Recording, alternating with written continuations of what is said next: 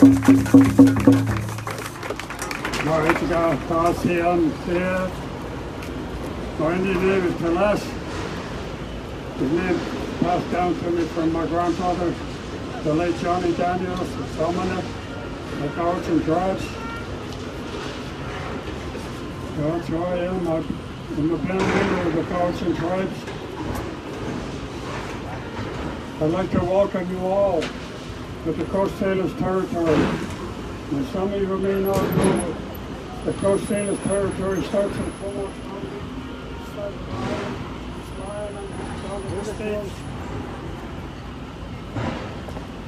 of the Coast Salish seas.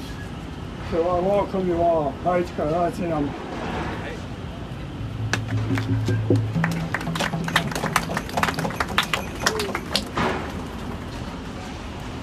Okay, like a hereditary chief George Cook Sister Jr.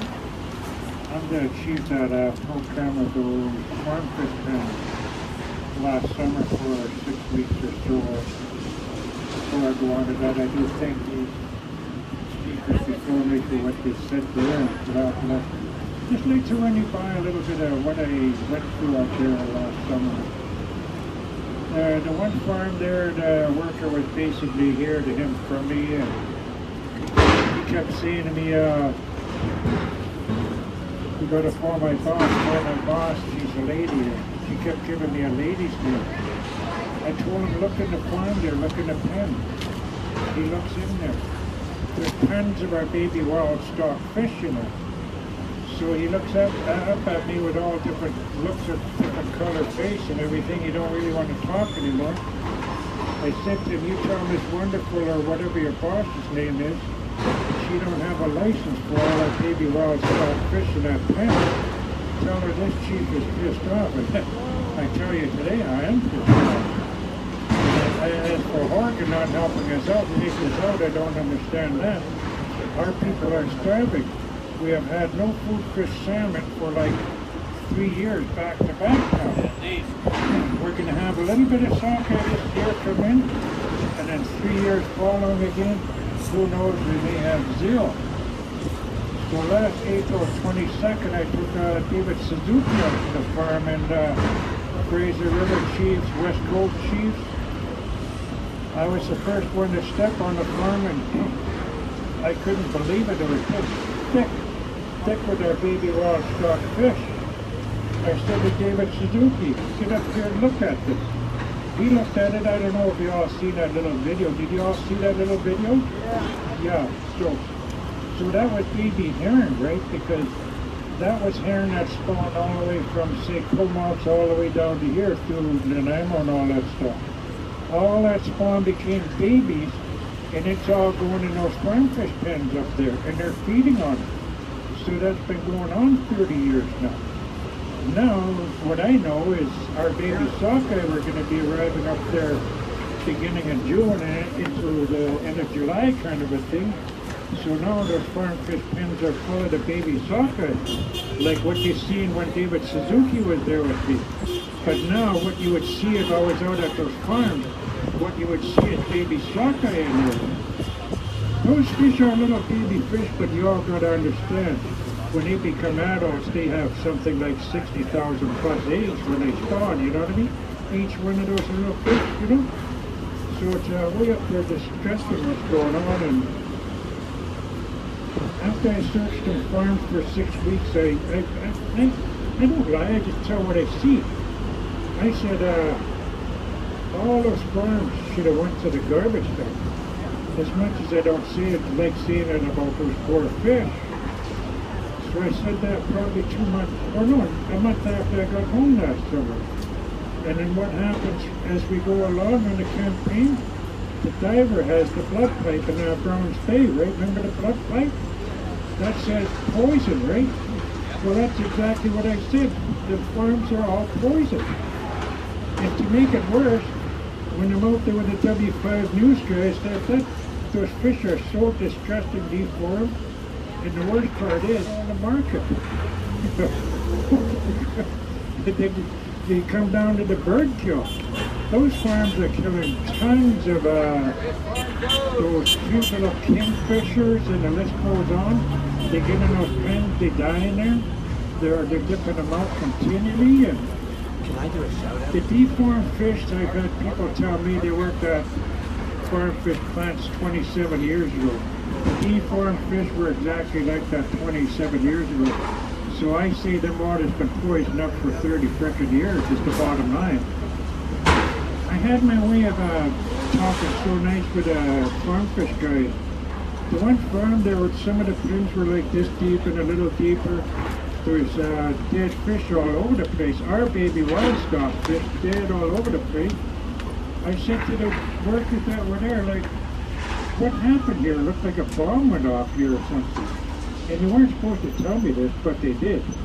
Their fish was so diseased up, poisoned up, they had the big packer go there and pump all the Atlantic salmon on the packer and move it to another farm, which is moving poisoned fish from one section to the other, right? But anyway, like I said, all the farms are basically poisoned up anyway. Like, my feelings were by the third week out there, like, is it even safe to eat any prawns or crabs or anything anymore, right? Which brings me back to that little video about what happened over Chile. If you watch that video about over Chile, their salmon monopoly is called, it shows you in that video, their waters are dead from marine harvest farm fish fed. No more crabs, no more clams, no more nothing in their waters. And that's what's going to happen here. And who do we have backing them up here? The government, everybody backing them up. Our people are hungry. Seriously, we survive on that.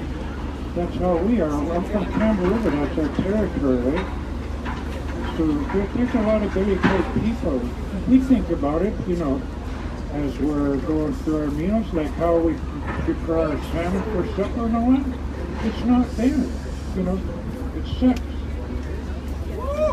So yeah, it's really sucky. That shit shouldn't be out there. I mean, look at that. I don't know about any of you, or if you haven't, find that video when they put the tracking in baby sockeye up the lake there, and the little lights go on, there's all the baby sockeye coming down the Fraser River. If you haven't watched that video, watch that video. All those baby sockeye come down the Fraser River. And once they get to the farms, those little beepers start vanishing. They're getting fed on in the farms, right? Which there you go. They got big lights in each farm. They're like probably, I don't know how many big lights, but they're underwater, right? So that's pit lamping, which was banned in our country in 1964. So they just got so much illegal stuff going on out there, it's pathetic. Let alone the other part, like in 2016 I read off 4 pages, and the one page was to talk about the harbor seal. Them guys shot off over 6,500 harbor seals, the farm fish guys, and 1,300 sea lions.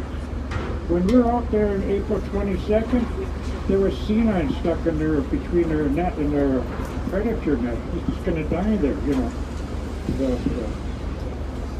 So anyways, that's what's going on. Yes, they don't belong in our country. You, I, we all know this. The whole country knows it. Right away.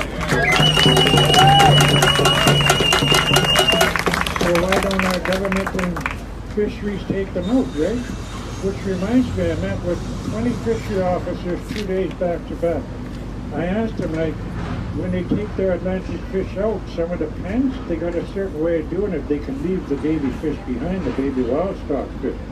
Some of it, but some of it goes on the boat regardless and dies anyway. But some of those pens out there, I kid you not, they had 12 to 20 ton of our wild stock baby fish in those pens left behind to die. And like I say, those little baby fish become adult, they can have 60,000 eggs, for crying out loud, you know what I mean? And there were so many pens out there with so many tons of that left behind. I asked the DFO Top Guns in Campbell River to help me go release them, and they wouldn't. Nobody would. You know, just horrible. Alrighty, thank you very much for all showing up, and ta-da.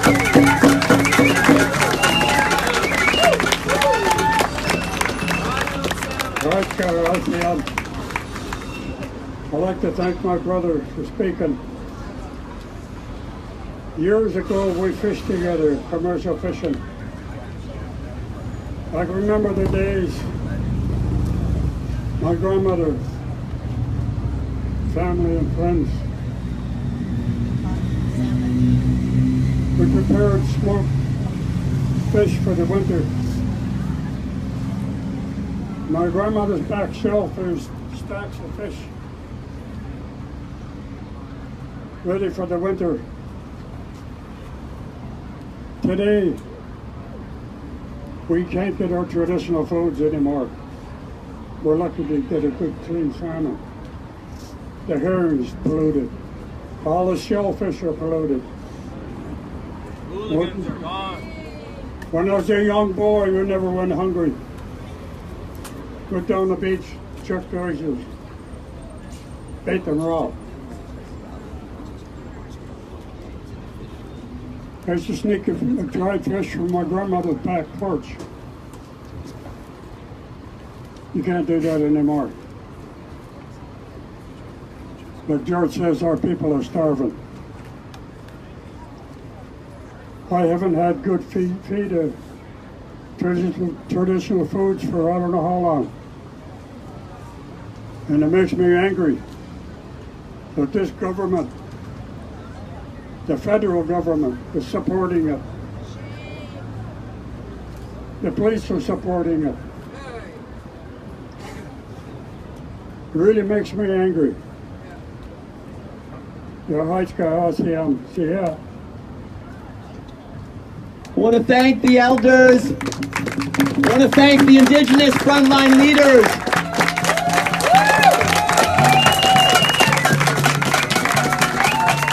Who have had the courage to stand up to this resource colonial system since first contact. And for the last 31 years have stated in unequivocal language that these fish farms are not welcome in their territories. And I feel deeply honored as a non-Indigenous settler Canadian to be standing beside these matriarchs and these warriors who are standing up for the salmon, for their food fish, and for all of us in the entire coastal web of life.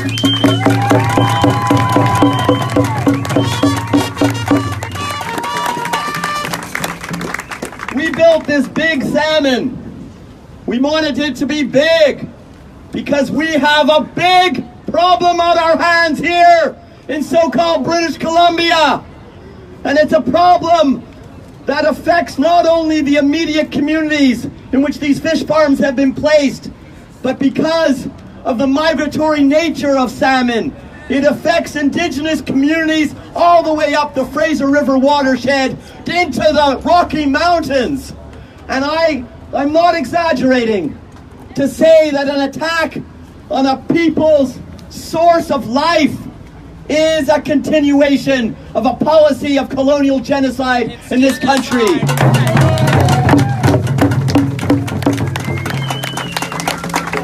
And we have got to make this fight as big as the fight against Kinder Morgan, because the ramifications are equally as severe.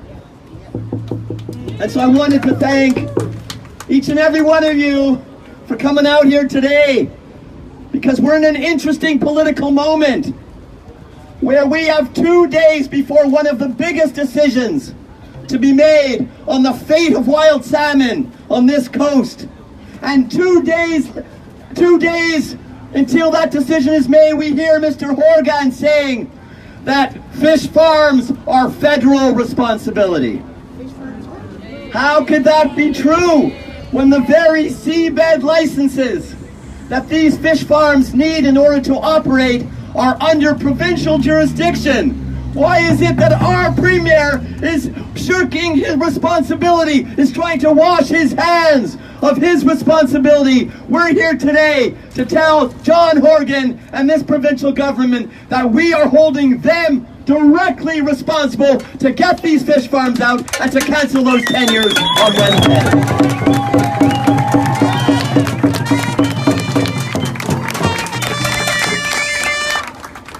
So it's really awesome that people have come from all over, from Alert Bay, from Campbell River, from Clayoquot Sound, and I think we recognize the unity of all the peoples along these coastal waters, and that unity and that salmon is what brings us together in that unity.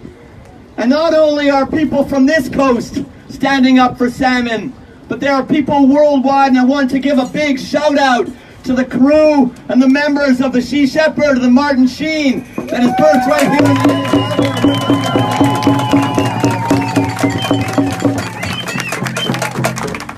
the So I'm going to call up Brother Jay Costera from one of the groups that's kind of supporting us today from the Friends of Clayoquot Sound.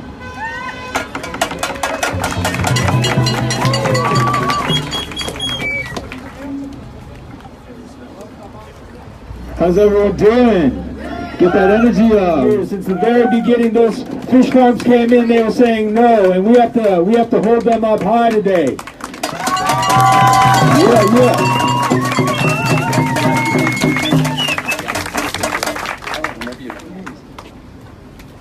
Just hearing more warriors arriving at every second here, which is absolutely awesome. My name's Jay. I come from Friends of Clayoquot Sound, the traditional territories, the unceded territories of the Colloquiet, the Hauset, and the Heshquit peoples. In Clayoquot Sound, we have a number of fish farms. We have about 20 operating, and there's a lot of issues. You know, we've heard about the escapements coming from Washington. People in Clayoquot Sound were catching those fish. You know, we've heard about the sea lice. Cermak, one of the companies operating there, has 10 times the legal amount under colonial law that are being caught on their smolts. 40 sea lice on one little smolt. These vampires, how can a little fish like that survive? That's what we're dealing with, and now the company, Cermak, is applying to put bleach, essentially, on these fish to clean these fish. You know, toxifying our ocean. We're supposed to eat it. And we're supposed to eat it. That's right. That's the situation. Absolute shame. Shame Cermak. Shame Canada. Shame BC. You know, another thing we're hearing about is this blood water. We were up in Campbell River with George Kwok's sister Jr.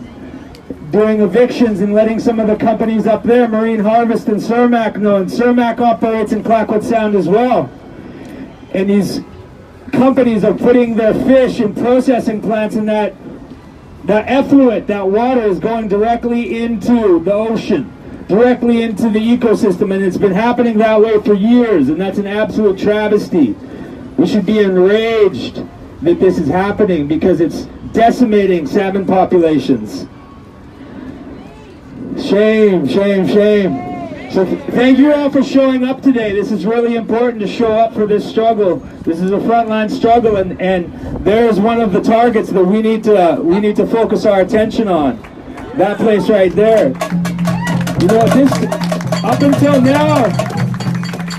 now, you know, I'd like to think we'd all been very polite, you know. But if this deadline comes without action, I think the time for being polite will be over. Yes!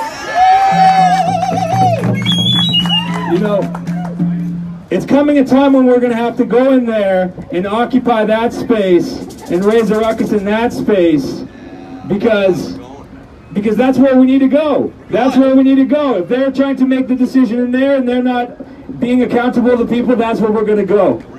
We're going. Today. Right now. Another thing we need to think about, though, is the federal government. You know, the federal government's behind a lot of BS right now in British Columbia, in the unceded territories. You know, with the Kinder Morgan pipeline, with DFO, with these fish farms, we need to hold that government accountable. We need to be occupying their offices. We need to join the struggles together from Kinder Morgan struggle and fish farm struggle, because this is all about the ocean, and it's all about the salmon, it's all about the orcas. This is all connected. It's all one fight. Yeah. Justin Trudeau, I'm getting reports with Friends of Clayoquot Sound and Tofino that Justin Trudeau is going to come for a vacation there. Yeah. Yeah, it's absolutely insulting. It's insulting to us as people saying no, to our communities who are saying no, to have this pipeline pushed on us and then bought out with our own money, and then have this guy come and celebrate and enjoy his free time in a community that he's hurting, in a community that he's polluting with his policies around salmon, with his lack of protection of salmon, of the ocean, of the water. So that's why we're here today. If he comes up there and there's a call out for support for people to come raise their voices, would you come up for a vacation with us?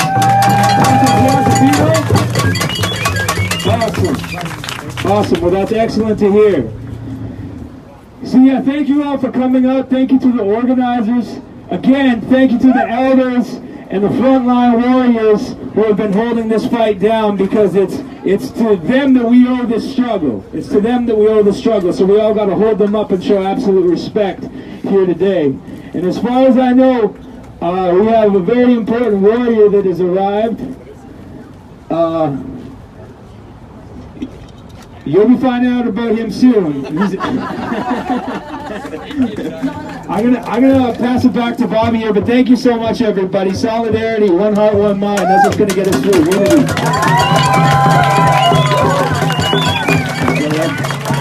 So we are going to get moving, because we weren't here today just to have a rally. We're going to take the streets. We're going to move. We're going to put our feet on the ground. We're going to disrupt a little bit of the traffic here at rush hour in downtown Victoria, here in the colonial center of power.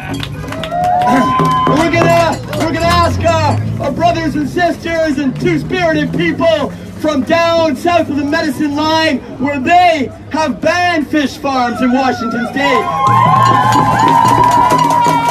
We're gonna ask them to join us. And while we're waiting for one of our favorite warriors from the Swanson occupation front lines, I'd like to welcome up Nikki Sanchez to share a few words about the southern resident orca population and how they are extremely at risk, not only from Kinder Morgan, but also from the demise of wild salmon in the fish farms.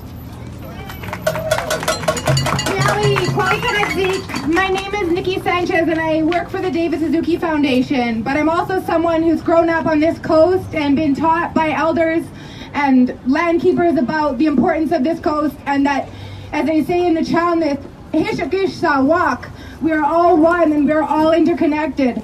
So we cannot talk about salmon without talking about orcas. We can't talk about orcas without talking about grizzly bears. We can't talk about any of those things without talking about the heron and the quinny, the seagulls and the eagles, the things that connect all things together so that we have this beautiful coast that we all love so much.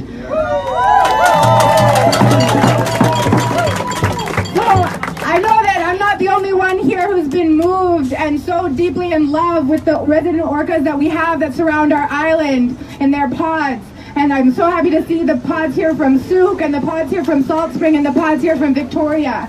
But this has been a bad week for our orca pods. We lost L92. That brings us down to 75 remaining. Do we want to be the ones who said we were there when the last of our resident orcas were lost? These decisions, the 10-year decision that's going to come down in 2 days, the pipeline that's being forced through by our duplicitous federal government, these are the decisions that are going to determine what kind of future our reality looks like on the coast. Will it be a future of biodiversity? Will it be a future with resident orca pods, with eagles, with wild salmon, with indigenous cultures that can continue to thrive and carry on the traditions that they've had on this coast for millennia? Or will we be the last ones to know what this place was once like? And will we have to answer when our ancestors asked us what we were doing? To let the last of the orcas be lost? To let the last of our wild salmon be lost? That's not a conversation I'm willing to have. Here!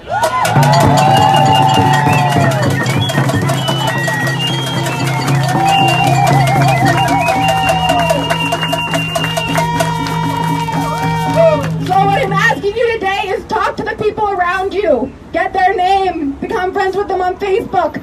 Become friends of Clayoquot Sound on Facebook. Find the Salmon Warriors groups on Facebook. Join those groups. Speak to one another. Build relationships with one another. We need each other to do this work. Yeah. And those relationships exist outside of just these moments that we get to come together. Those are relationships we have to commit ourselves to. You can also go to the David Suzuki's Foundation website. We have a project right now called Salish Sea Orcas that's exclusively working on getting federal government changes and protection for this area for our resident orca pods. So that's another place that you can absolutely take action. Thank you.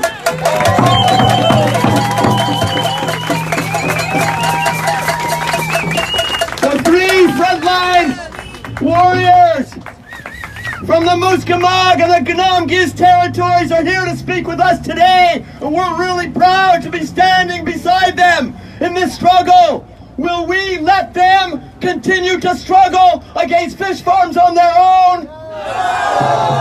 Are we prepared to take risks? To stand up in the face of this industry to say no to fish farms? Right on. Okay, well, I'd like to call up Brother Ernest Alfred.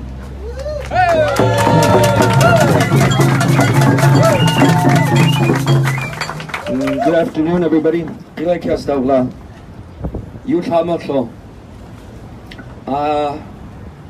Before I speak, we've had some pretty sad news from home, and I would ask everybody just to hold space for a few moments of silence, please, and remember those that can't be here with us today.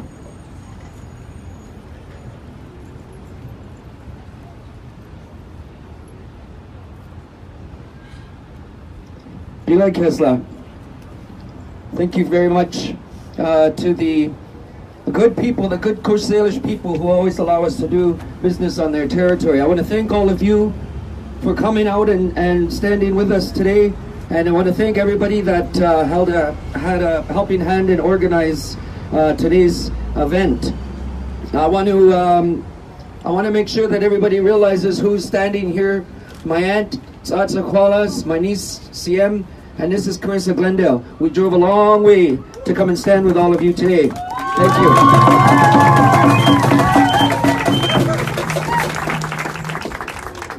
It's no secret that we have a big problem going on in our territory, and we're hearing all kinds of rumors coming out of that place over there. We need to push. This is our last. This is it. We don't get another chance. And we are watching our fish go down. I don't know if everybody here realizes what a state we're in. I'm very afraid that we are going to have a government turn and go back on the commitments they made in our big house over when they were campaigning. So I want to be really clear. I'm pretty impatient. But we've waited a long time to hear from Mr. Horgan. And it's about time that he stand with all of you and that the NDP support the people who got them there. I campaigned for the NDP. I backed up Miss Trevena, who is now the Minister of Transportation, when she stood up in our big house and said, we will move the farms out. She said that. And now they're sitting in government and making decisions affecting our lives. We're going to hold them accountable. We can prop them up. They can be our friends if that's what they want. But they got to stand with us.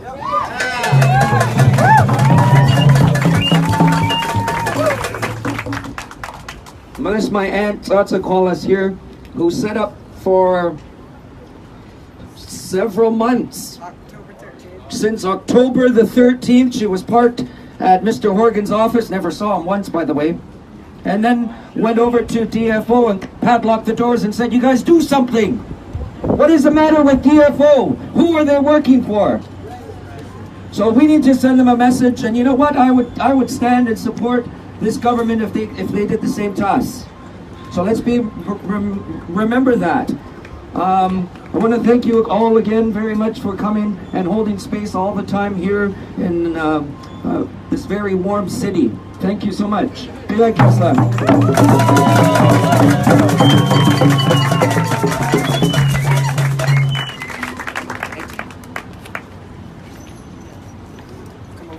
I'd just like to hold up these two women here who have been fighting the fish farms. Carissa's been there since day one, and CM has been there so many times at the front lines. And I want to say that our work is really, really hard. It really takes a toll on us.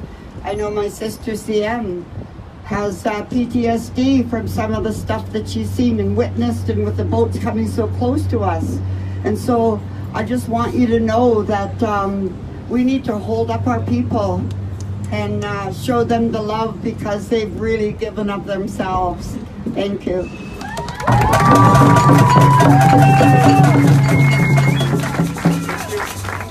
Thank you, Tastaqua. So we're going to get going pretty soon.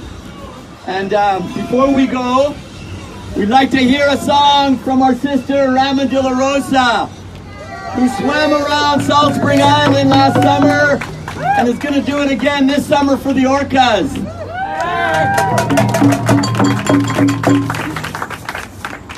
Such a pleasure to be here with all this love for our ocean, love for our salmon. This is a song by Betty Supple. It's called In Your Language. I think what I want to try to do is do a call and response on the chorus, so then when it comes up, you guys can sing it with me. Can we try that? Oh, yeah. And their voices were loud and clear. And their voices were loud and clear. And their voices were strong and fierce with love. And their voices were strong and fierce with love. But in case you didn't hear them, in case you weren't listening, but in case you didn't hear them, in case you weren't listening, they said no. They said it in your language. They said no. They said it in your language. Don't you understand? Listen to the land. Don't you understand? Listen to the land. Tell me, what about your grandchildren? What are you gonna tell them? What about your grandchildren? What are you gonna tell them? When they ask you, what have you done? Tell me, what have you done? When they ask you, what have you done? Tell me, what have you done? Let's hear what that sounds like all together. And their voices were loud and clear. And their voices were strong and fierce with love. But in case you didn't hear them, in case you weren't listening, they said no. They said it in your language. Don't you understand? Listen to the land. Tell me, what about your grandchildren? What are you gonna tell them? When they ask you, what have you done? Tell me, what have you done? Awesome! So it sounds like a few of you have sang this before. Maybe you can get those people to know it a little closer so you can get that solidarity vibe. Some of those stronger singers that know the song a little better, come on forward. Come on, don't be shy, don't be shy. You're running away, don't run away. Okay. Take it from the top. I met some people on the train, headed for the big city, coming from their territories. They brought their drums, they brought a message, spoken from their hearts beating, songs of the people, songs of the land. Here we go. And their voices were loud and clear.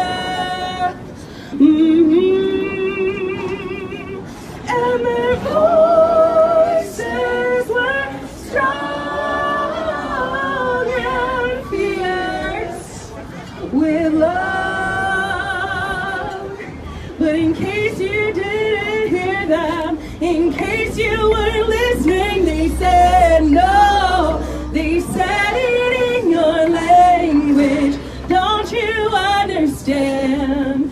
Listen to the land. Tell me what about your grandchildren? What you gonna tell them when they ask you, what have you done? Tell me, what have you done? Sounds beautiful. I met some people from the far north, working hard to speak out for the spirit of the land. They travel around to help us, people understand. I know it's hard to swallow when our bellies are full. Gotta think of the future, holding the past. May our voices be loud and clear. May our voices be strong and fierce with love. But in case you didn't hear them, in case you weren't listening, they said no. They said it in your language. Don't you understand? Listen to the land. Tell me what about your grandchildren? What you gonna tell them when they ask you, what have you done?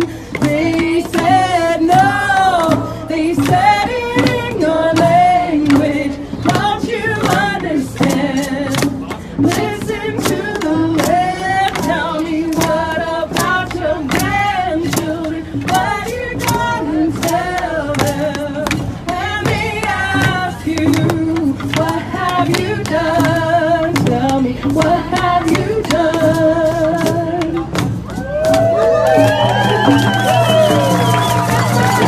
Thanks, everybody. Check out my swim online. Hashtag swim for the Salish Sea. I'm swimming to help save the remaining 75 resident orcas with cruisers passing. There's only 75 now. And yeah, we're dealing with the salmon and the destruction of the habitat, and this money's going to be used in the courts to help defend salmon habitat, which is in turn defending the orcas, because it's all connected, right? And so are we. So thank you all for being here. I was going to say, okay, so I've been asked to deliver a little bit of what the protocol is here.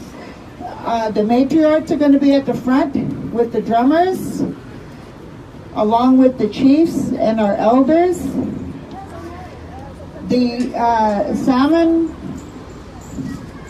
he's going to be right behind the chiefs and the elders. I'm going to ask everybody to please be respectful of those of us at the front, because when we're walking at the front, we're saying our prayers. We're gathering the energy to keep up the fight. I'm going to ask you to please, once again, to be respectful. That includes being on the sidewalk. Because I've been at many different rallies where people have thought, okay, well, I can run past them if I'm on the sidewalk. So this is the protocol. The matriarchs, the chiefs and the elders at the front, with the drummers, then the salmon, and then the banners, and the people behind. And the route that we're going, is that we're going up Government Street to Fort Street. Along the way, there's going to be a fellow with a water pails for people who get thirsty along the way. He's going to be in a blue car, so I'll try and remember to point him out when I see him. But anyhow, so we're going Government, Fort Street to Douglas, down Douglas Street to Humboldt Street, hang a right onto Humboldt, come back down Humboldt Street, and then we're walking straight from here to the legislature.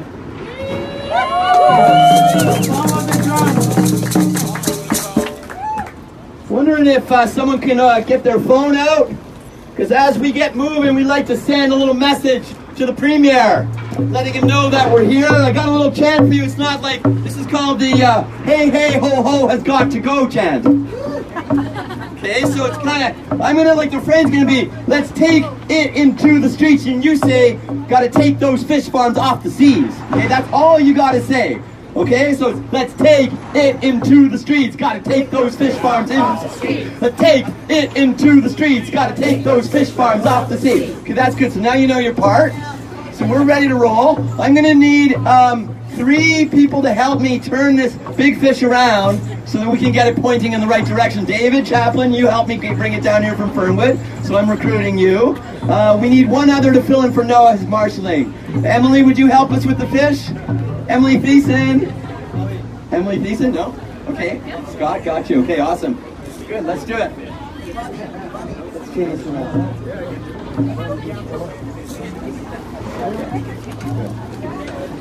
Yeah, that would be awesome.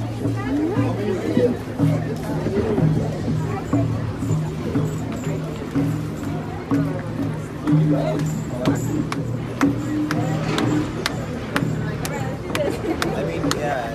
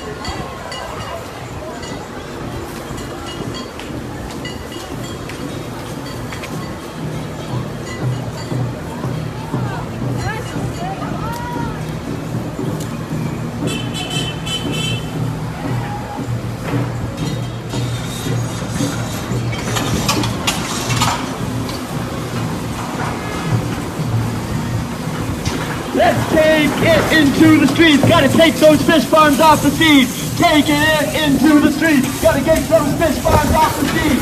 Take it into the streets, gotta take those fish farms off the seas.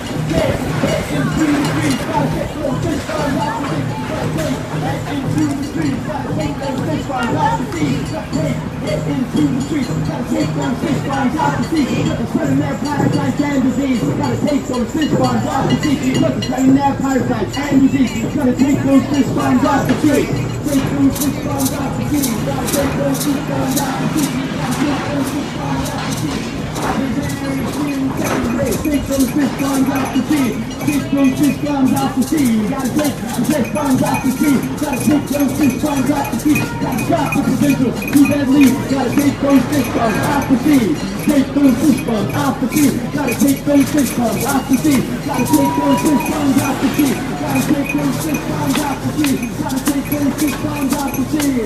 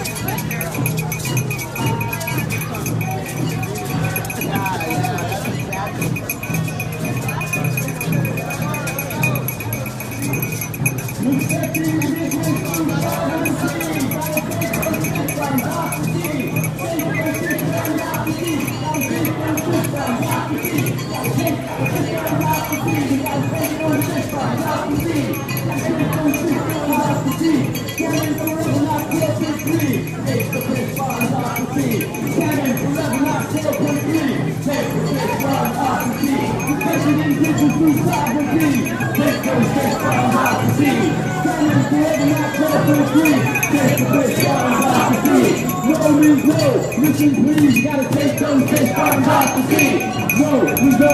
Listen please, you gotta take those fish farms off the sea. You gotta take the fish farms off the sea. You gotta take those fish farms off the sea. Take the fish farms off the sea. You gotta take those fish farms off the sea. Take those fish farms off the sea. Take those fish farms off the sea. Take those fish farms off the sea. Take those fish farms off the sea. Take those fish farms off the sea. Take those fish farms off the sea. Let's take parasites and diseases. Take those fish farms off the sea. Take the fish farms off the sea. We gotta take those fish farms off the sea. Take those fish farms off the sea. Take those fish farms off the sea. Salmon forever not corporate greed. Take those fish farms off the sea. I think salmon forever not corporate greed. Take those fish farms off the sea. Respect indigenous sovereignty. Take those fish farms off the sea. Respect indigenous sovereignty. Take those fish farms off the sea. Salmon forever not corporate greed. Take those fish farms off the sea. Salmon forever not corporate greed. Take those fish farms off the sea. Let the salmon return to abundancy. Take those fish farms off the sea. Let the salmon return to abundancy. Take those fish farms off the sea. Respecting indigenous sovereignty. Take those fish farms off the sea. Salmon forever, not corporate greed. Take those fish farms off the sea. Respecting indigenous sovereignty. Take those fish farms off the sea. Oh, salmon forever, not corporate greed. Take those fish farms off the sea. Take those fish farms off the sea. You gotta take those fish farms off the sea. All rise up to the sacred sea. Take those fish farms off the sea. All rise up to the sacred sea. Take those fish farms off the sea. Respecting indigenous sovereignty. Take those fish farms off the sea. Salmon forever, not corporate greed. Take those fish farms off the sea. Gotta stop the provincial seabed leases. Take those fish farms off the sea. Join in. Provincial seabed leases. Take those fish farms off the sea. The fish farms off the sea. You gotta take those fish farms off the sea. You gotta take those fish farms off the sea. You gotta take those fish farms off the sea. Take the fish farms off the sea. You gotta take those fish farms off the sea. You gotta take those fish farms off the sea. Take those fish farms off the sea. Take those fish farms off the sea. Protecting indigenous sovereignty. Gotta take those fish farms off the sea. Salmon forever, not corporate greed. You gotta take those fish farms off the sea. Stop the provincial seabed leases. Take the fish farm off the sea. You gotta take the fish farms off the sea. You gotta take the fish farms off the sea. You gotta take those fish farms off the sea. You gotta take the fish farms off the sea. Salmon forever not corporate greed. Take those fish farms off the sea. I said salmon forever not corporate greed.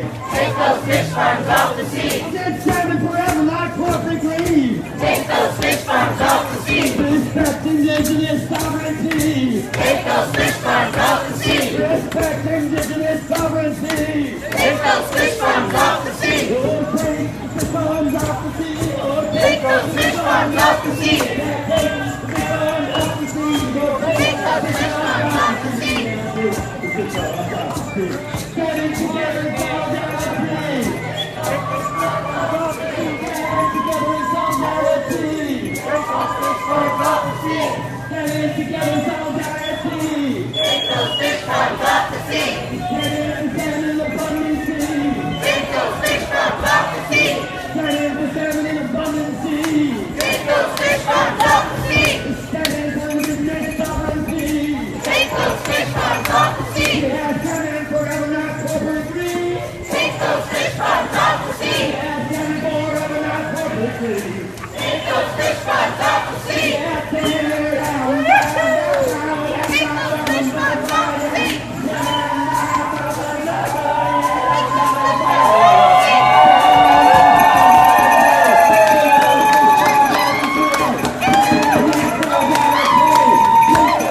farms off the sea. Salmon forever not corporate greed. Take those fish farms off the sea. Respect Indigenous sovereignty. Take those fish farms off the sea. Respect Indigenous sovereignty. Take those fish farms off the sea. Provincial sea leases. Take those fish farms off the sea. Provincial sea leases. Salmon forever not corporate greed. Take those fish farms off the sea. Salmon forever not corporate greed. Take those fish farms off the sea. Yeah, take those fish farms off the sea. Take those fish farms off the sea. Yeah, take those fish farms off the sea. Take those fish farms off the sea. Yeah, take those fish farms off the sea.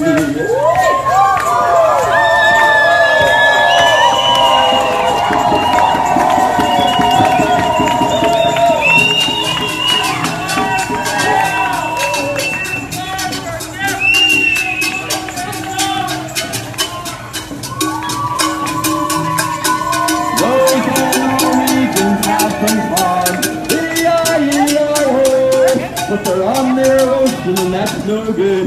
E-I-E-I-O. There's a parasite here and a parasite there. Parasites everywhere. Oh, Norwegians have some farms. E-I-E-I-O. They're on the ocean and that's no good. E-I-E-I-O. So we're here to stay, we got to go. No more systems, they got to go. All the regions have some farms. E-I-E-I-O.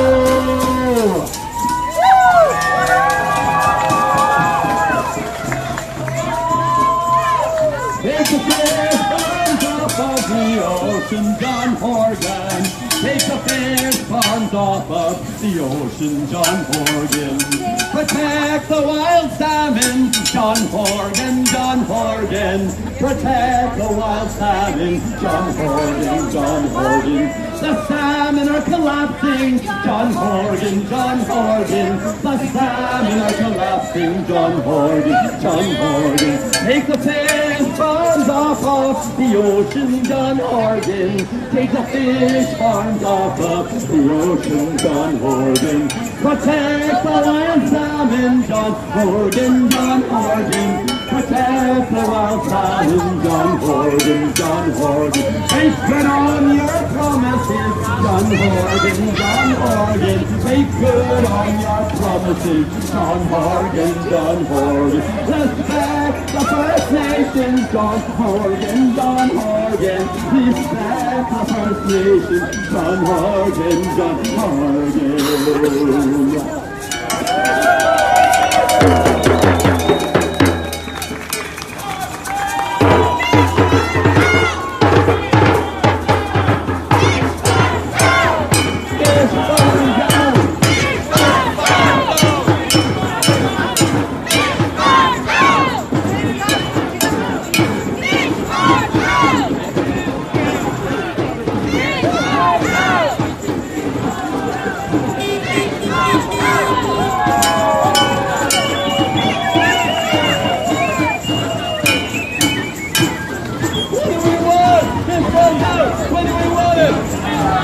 What do we want?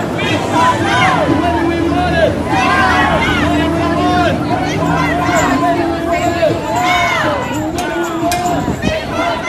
do we want it? What do we want? When do we want it? Fish farms out! Fish farms out! Fish farms out! Fish farms out! Fish farms out! Fish farms out! Fish farms out!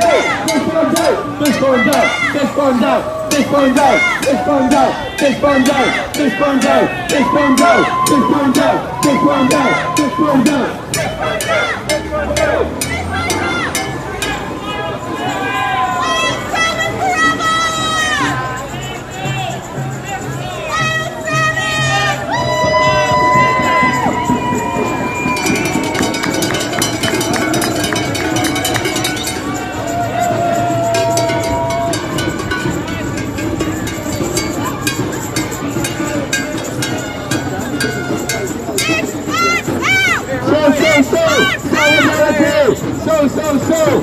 Solidarity!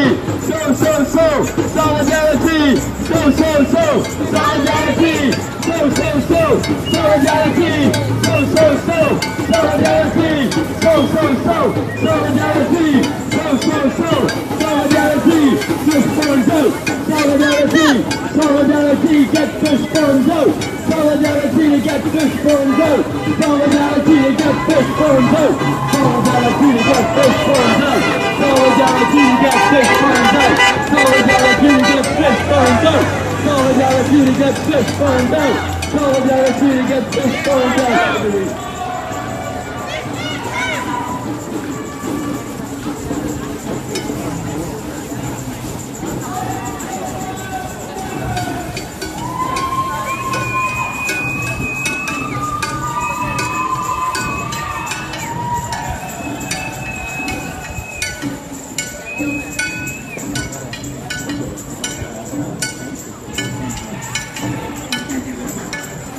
We're going to quiet down here for the drums.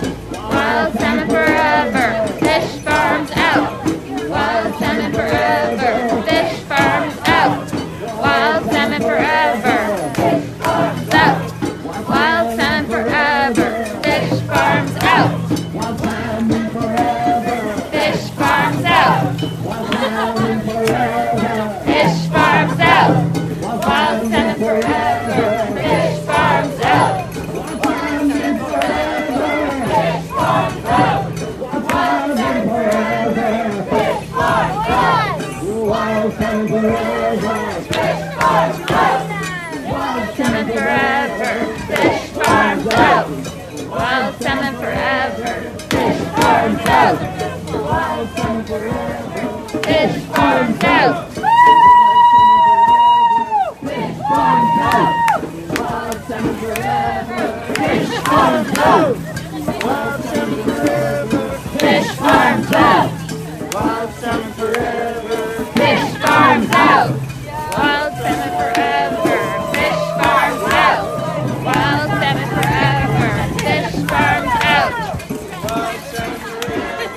Fish farms out!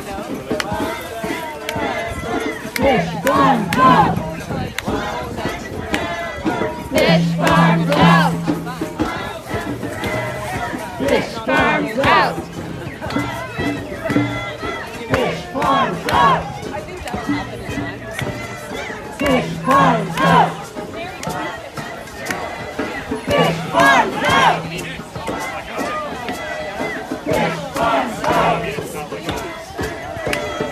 Fish farms out! Fish farms out! Fish farms out! Fish farms out!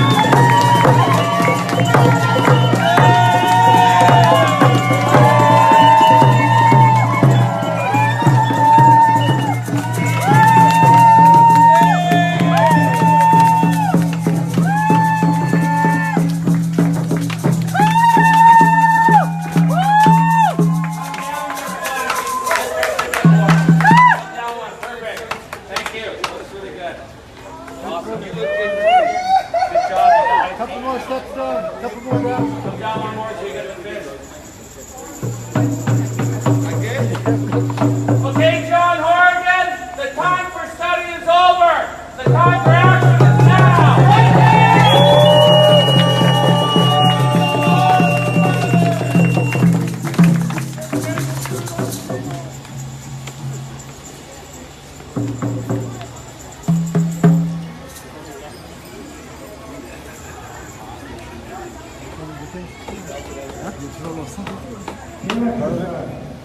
Awesome to see you all. Hereditary Chief George Ruckus now out of the Indigenous Nation. Fish farms out.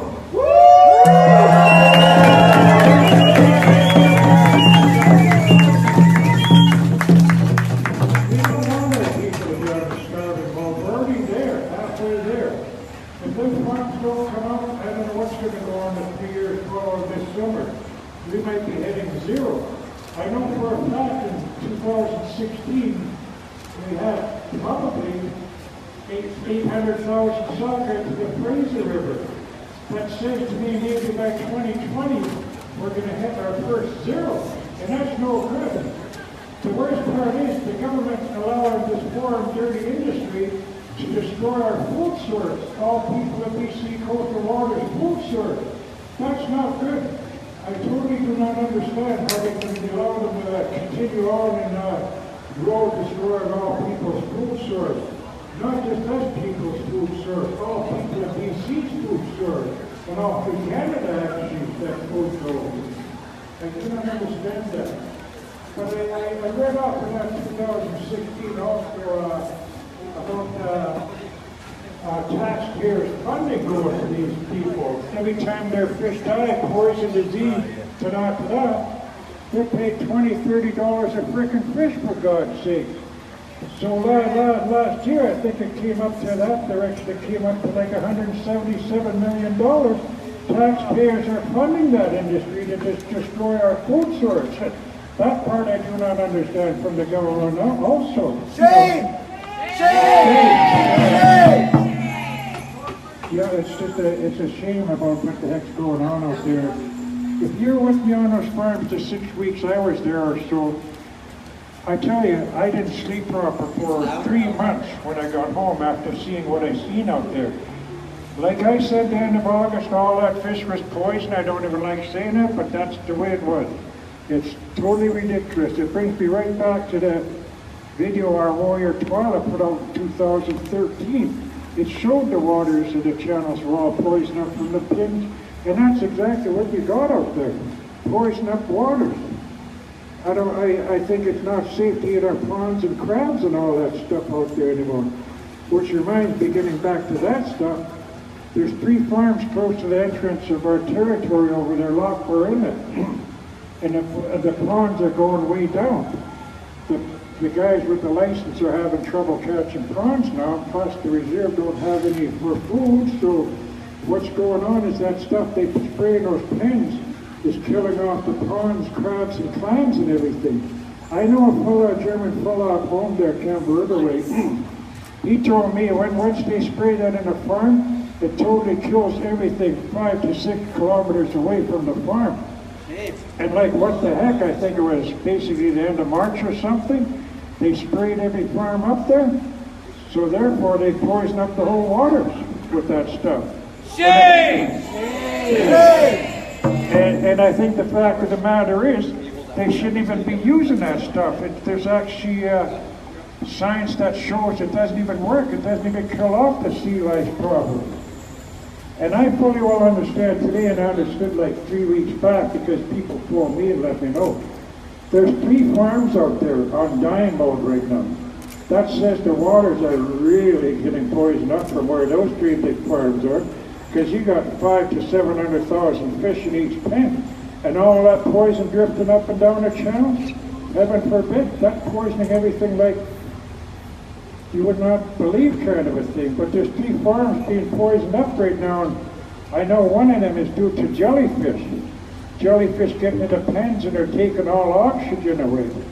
So when I was given a phone call that the jellyfish were putting a stop to those farms, I suggested to my friends at home, It's time to do a jellyfish dance.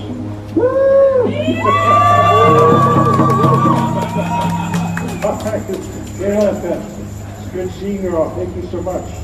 It's hard.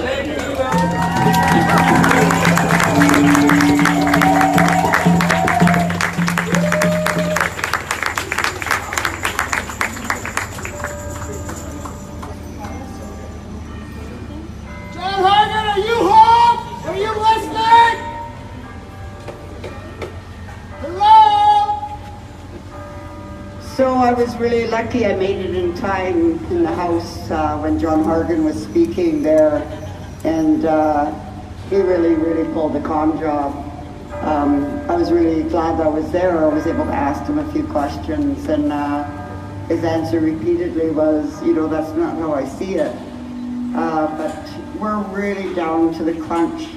This is like the last days of having to fight for our sockeye, and it's of the utmost importance that these fish farms get out of our ocean. And I went on record with the TV reporters that I'm only giving them a fucking year. That's it. Things have gotten too crazy, and it's not worth it. It's killing our ocean. It's disgusting. They use high pressure hoses that disperses the poison into the open waters, and they do that at every fish farm. And they're usually for about 10 days in each fish farm. They go right inside the pen and do all four sides and the bottoms. So all that poison that's in there is being flushed right into the ocean. And there's no, they don't care. They really don't care. It's about the money. You know, when you realize that these Norwegian companies, they're not even allowed to do this in their own country, you know, and yet they have permission to come here and do this in ours. And it is very shameful. I mean, I just can't believe it. I'm one of the ones that haven't had a salmon in 3 years now, a fresh sockeye in my freezer. And it's happening so fast. It's really sad. So I'm really glad you're all here, because this isn't just an Indigenous issue. This affects so many animal kingdoms, and they're suffering already. You know, there's been pictures taken of bears that are really skinny, you know, and it's just terrible. I'm out of words to say, actually, but I'm really glad you guys are here. It's been a really tense time for a lot of us for these last few weeks doing the countdown and all the different shenanigans that Marine Harvest has pulled on us up at Swanson Farms. So thank you all for being here.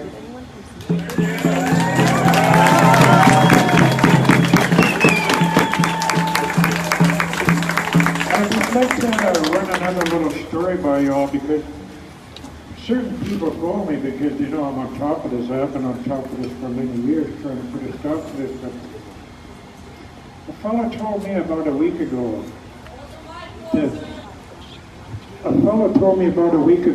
about the divers Marine Harvest has to go down and direct the pumps in the bottom of the pen when dead fish are starting to stack up, right? Well, their own divers, it ended off, one of them was going to try to take Marine Harvest to court, because they ordered them to just go down. The dead fish was too thick, too heavy on the bottom of the pen, so the divers were ordered just to go dive in there and cut a big hole in the bottom of the pen so they drain out of there into the ocean. That's a true story. That diver actually tried to take Marine Harvest to court, and that didn't go anywhere, of course, because the guy probably didn't have enough backup, right? But I'm certainly I'm trying to get a hold of that individual and see if he can come in with us and actually put it straight forward, you know. There's lots of fellows that put on those farm fish packers that told me they're really horror stories. Like, one guy told me probably 3 weeks ago that he was all the guys on the farm fish packers that were there, they're all coming to me and telling me these horror stories about what they see out there. Fish with double heads, which I didn't see, but fish with 2 heads, etc. But the one fellow told me 3 weeks back, whatever, that the herring, like I said, they get stuck in there, they just put more fish in there. It's intentional kill, basically. Well, the fellow that was telling me this story said the herring were so big because they were stuck in those pens for more than 1 year or two. The herring just got so big. This fellow was telling me he was dipping them out to bring to his uncle for bait to go catch cod and whatever. So that's how long those herring and everything are stuck in those pens. Which reminds me, I'm pretty sure it was 2016 and Mark Totes, I'm pretty sure they were showing dead wild stock salmon, like maybe 3 pounds on top of those totes.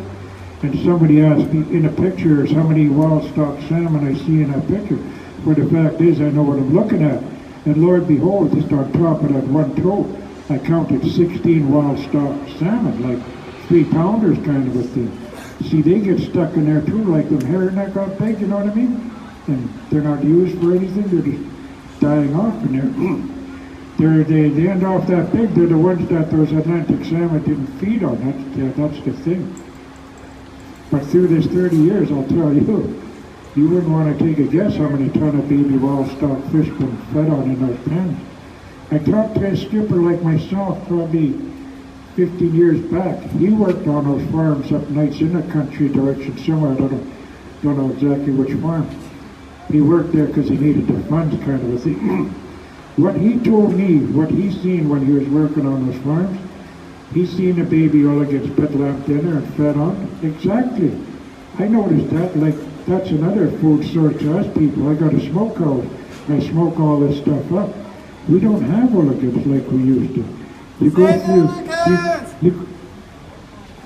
through our photo albums at home, like I got 50 photo albums, you could see through the years all the fish being smoked and everything. And that's not there anymore because of those farm fish beds. It's 30 years. It's not only our food source, it's like the killer whale's food source, the other whale's food source, all getting wiped out in those pens. Along with our food source, the bear food source. There's another center. We got grizzly bears on Quadra Island now. That's unheard of. They've been on Quadra Island now. And we do have them on Vancouver Island now. That's because, yeah, there is a little bit of fish in the rivers in the main now, but it's not a big enough abundance for them to catch like they used to. They're hungry. I've seen the people putting out the picture of the grizzly bear probably 2 weeks ago in Kinkham. That grizzly bear's skinny because he's hungry. You know what I mean? All their food source is getting wiped out. They're coming across to the islands. They got to find another food source somewhere. That's why they're traveling around, right? I already thank you all very much. It's good to see you all here. Ruckus.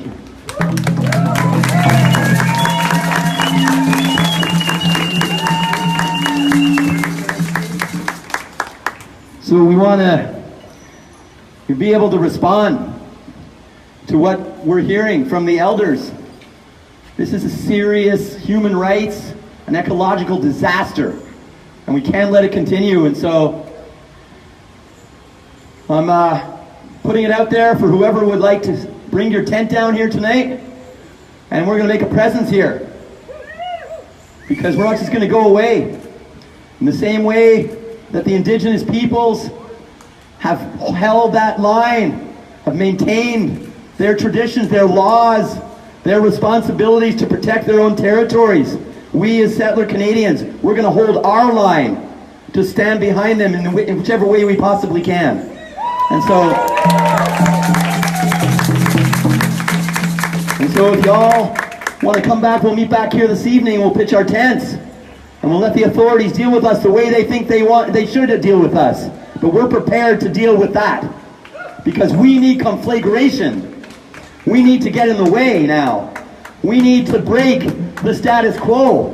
We need to show that the resource colonial system that is destroying not only Indigenous peoples, but destroying our planet is not okay. And so let's get in the way together tonight.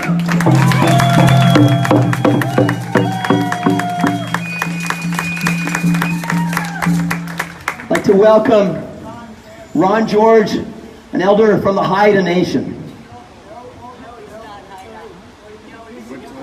Wet'suwet'en. Sorry, Rose told me Haida.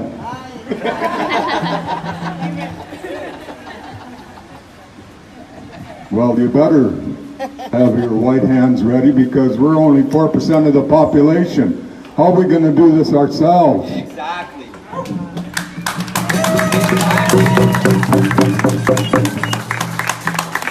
It wasn't us who made the legislation. We weren't even asked if we wanted to belong in the Confederation. They just do what they want. Now you guys are witnessing that yourself firsthand. We've witnessed this all our life. I can't get any salmon in my country either. We haven't been for three years now. And that's because of the management of the fisheries.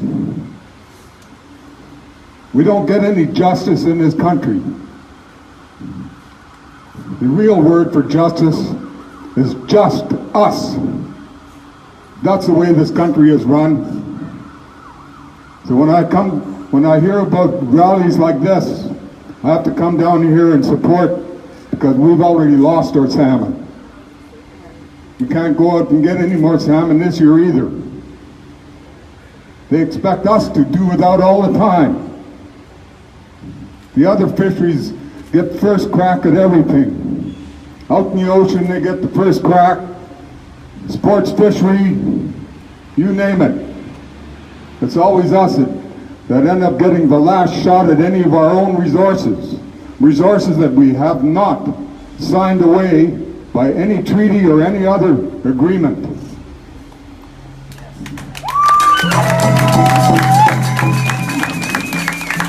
I am the grandson of Gustave, of Delgamuth Gustave, Supreme Court decision, 1997. I just finished writing a paper, a thesis, that describes how Gustave's land has been sold out to LNG in the provinces in concert with the Indian Department and the bands up in my territory. They've colonized us from day one, and it continues. It's not yesterday, it's today. I don't think that's right. It never was right, and I'm glad you people who came out have come out because you've got a conscience. And I hope it's multiplied by mega numbers the next time we do something like this, because this is important.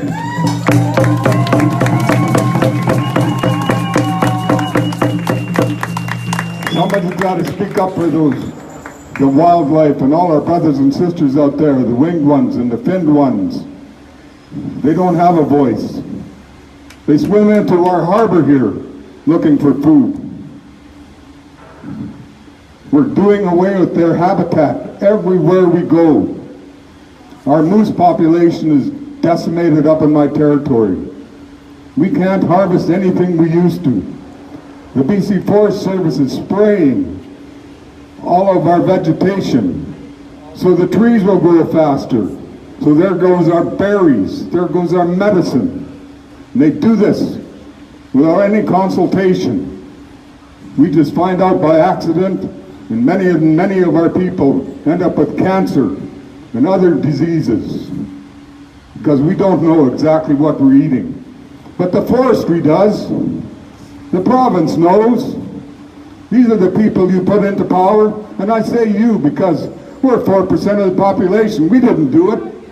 It's time to undo it now.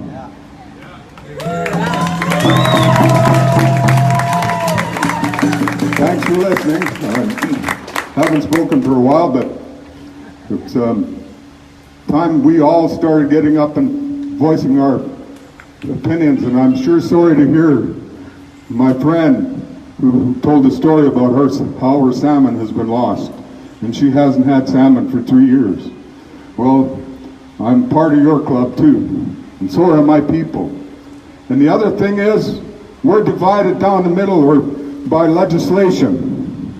I'm an off-reserve Indian. That's what my thesis is about. I don't have any rights.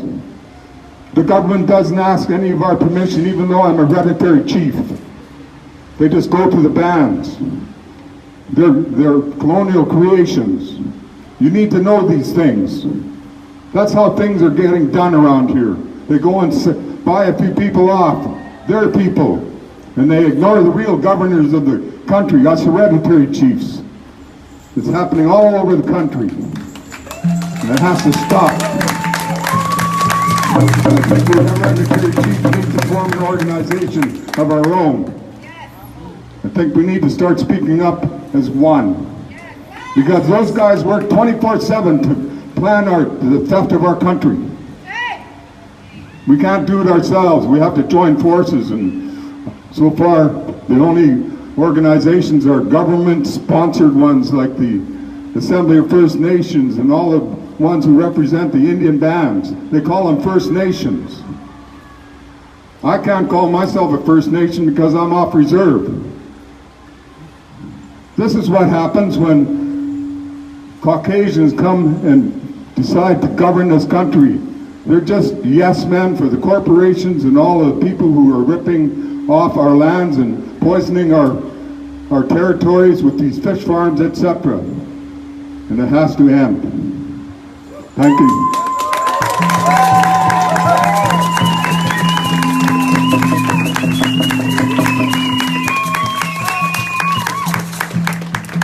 Hi, Sam.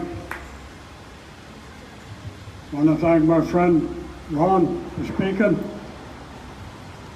We worked together many years ago at the UNN Mackenzie days. Since day one, like he said, we're the underdogs. They raised a pole over there, friendship pole. What friendship is it? There's no friendship. This land right we're standing on was reserved land. The Europeans come and kicked us out, moved us different places. You call that friendship? I was here a few years ago with the Songhees, the Salmon Nation.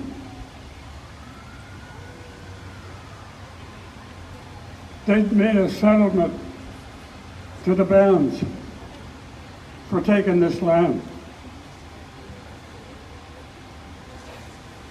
And they raised a pole, a friendship pole.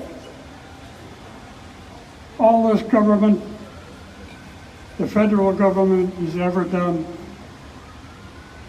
has sold our resources out. The mining, the fisheries, the forestries. In the 60s, used to see big ships going out with raw logs. It's still going on today. They bring foreign investment here, like the fish farms now. They're buying the land. Now I want to say Heichka to each and every one of you. Thank you for being here. Heichka, I tell them. Oh, Heichka, for the words that all the speakers have said so far. I want to share a little story that I was told by one of the First Nations liaison instructors who travels through the school districts teaching cultural, traditional songs and stories. He told me about a month ago that he was in a grade 3-4 class in one of the schools somewhere near the Uplands University area, and he said that he was just really horrified and didn't know what to say to the teacher when the teacher showed how proud she was of her students who were watching these fish hatch. They had them in the classroom and they were hatching the salmon, and some of the salmon had 2 heads.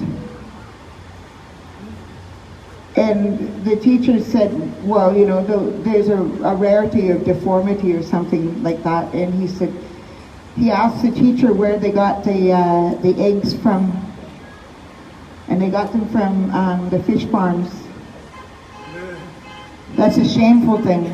Now, they're moving into the schools and asking our, little ones to look after the eggs, teaching the little ones that this is normal. That's shameful.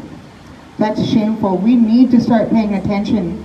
We need to start bringing our children to these rallies.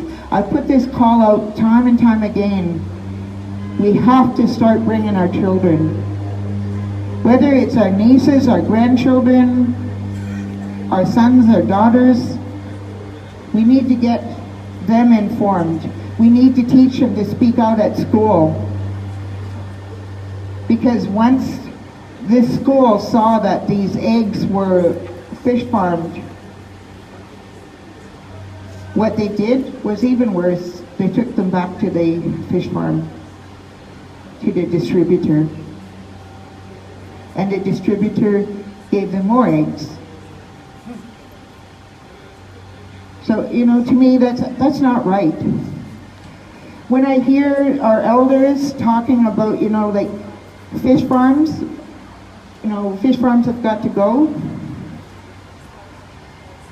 I remember that where I come from Sliammon, we've had a fish farm for about 40 years. It's not in the ocean, it's on land. Never once have they had any accidents there. It's a working one. It's nothing like what we're seeing here on the coast. When I hear some of the elders talking about the impact of no fish on First Nations health and well-being, it's all connected when we look at, the rising diabetes and cancer. When we look at the rates of suicide, we're starving. We're starving for our traditional foods. People say, well, you can always go to the store and buy the fish. You can always go to the store and buy potatoes or bannock or whatever. Those are just fillers. The fish carry our DNA. And that's a shame that, like I'm probably, like number 8 in this group here that hasn't had fish for well over 3 years. That's a shameful thing. That is called cultural genocide. You take away the food, access to our traditional foods, you take away our children, access to our next generation. What is this country doing? They are committing genocide. When we hear reports from, my friend Ron George, who says that we are 4% of the entire population, we're less than 4%. That's shameful. People are throwing down their checkbooks with fill in the blanks. We want to save the, we want to save whatever it is of the day. No checks have ever been thrown down to save us. They call us first people. If we are the first people, then, I hate to see what the last people are being treated like. Because I don't feel like I'm a first person. In my own homeland, I'm not first. I'm a matriarch. I'm Indigenous to the Coast Salish territory. And I'm a warrior.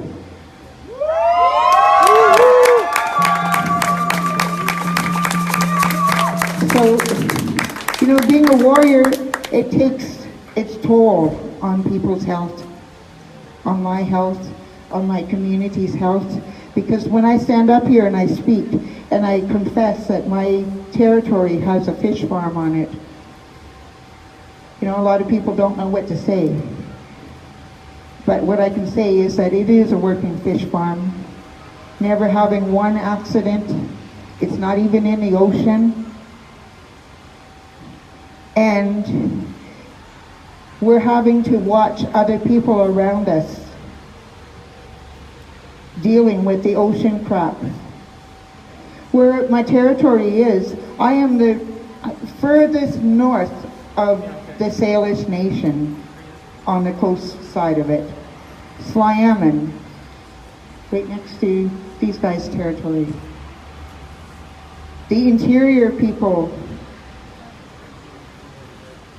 you know, the interior Salish Nation is also suffering. Our brothers and sisters to the south are suffering. I was out on the Salish Sea when the fish farm broke in Washington State. It was not a pretty sight. But being true warriors, we did our best to bear witness to what was happening. And so I want to end this with singing the warrior song and asking everybody to please stand. And circle up, of course.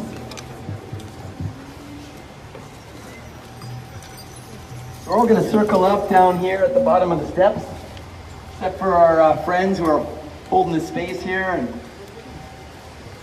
keeping the salmon company.